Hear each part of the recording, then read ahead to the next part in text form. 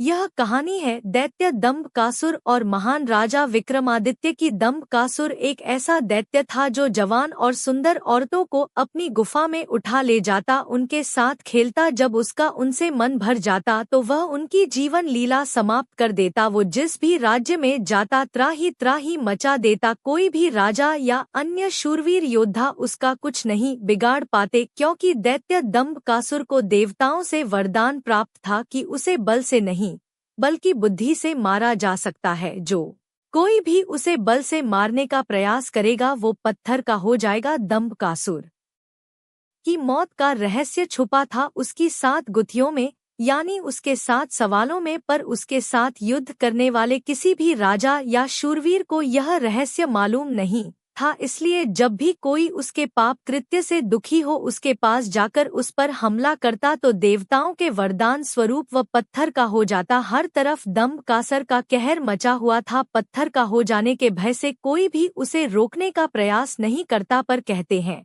ना, जब पाप का घड़ा भर जाता है तो उसके भी फूटने का समय आ ही जाता है। हर जगह अपनी मनमानी कर एक दिन दैत्य दंबकासुर ने उज्जैन नगरी की तरफ रुख किया। उज्जैन नगरी के ऊपर उस समय महान राजा विक्रमादित्य का शासन था। महाराज विक्रमादित्य न केवल बलशाली थे बल्कि वे बहुत बुद्धिमान भी थे। उन्हें हर प्रकार के कौशल में महारत हासिल थी। उन्हीं दिनों में विक्रमादित्य की नगरी उज्जैन में एक धनी साहूकार रहता था। साहूकार के 2 लड़के थे। बड़े का नाम महेंद्र था और छोटे का लखन। बड़े लड़के का विवाह तो साहूकार ने कर दिया था, पर छोटे बेटे का विवाह करने से पहले ही वह ईश्वर को प्यारे हो गए। पिता के गुजर जाने के बाद कामकाज और व्यापार संभालने की सारी जिम्मेवारी दोनों भाइयों पर आ गई।